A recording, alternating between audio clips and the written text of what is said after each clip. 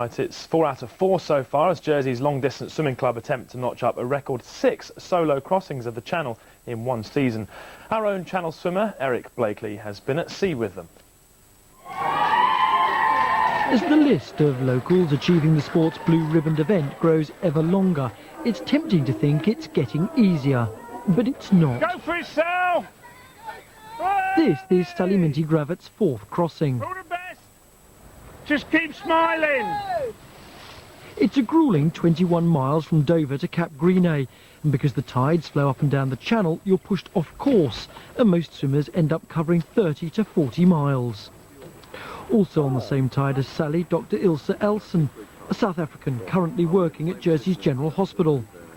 Although they can be passed food and drink, with both suffering from seasickness, it's difficult keeping it down. What kept me going was just, I could see Jan. Well, that was probably the hardest thing, is to see Jan's face. He tried to be, he tried to have a happy face and tried to not show any emotion, but I could see it was really hard for him. Despite the setbacks, Ilse clocks up an amazing 12 hours 58 minutes, and Sally is only 33 minutes behind. 3 days later and they're at sea again, this time supporting Sarah Jane Sterling. With the tides getting later by around an hour each day, and Sarah Jane clocking up a magnificent crossing in 11 hours 23 minutes, it's all done in glorious daylight. Even so, the end seems to drag. I think at about 8 hours I saw the coast of France, lifted my arms in the air and thought, I'm going to swim the channel! And then it was another 3 and a bit hours, which were really hard at the end, pushing it. But for Sarah Jane, unlike the others, no soft beach to land on. Instead, jagged rocks, the scratches all too evident on her back and legs once she's safely on the guard boat.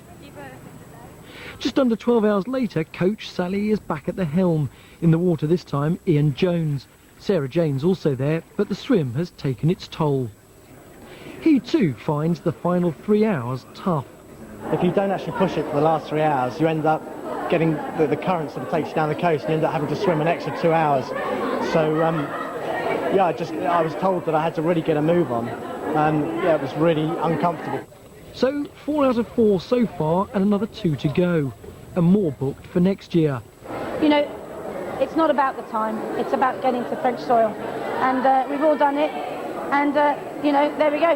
So, here's so many more. The question is, when will a Channel Islander join that elite group of swimmers who've gone England to France and back non-stop? Good effort, well done to them. That's all we've got time for this week. Would you believe the domestic football season is almost upon us?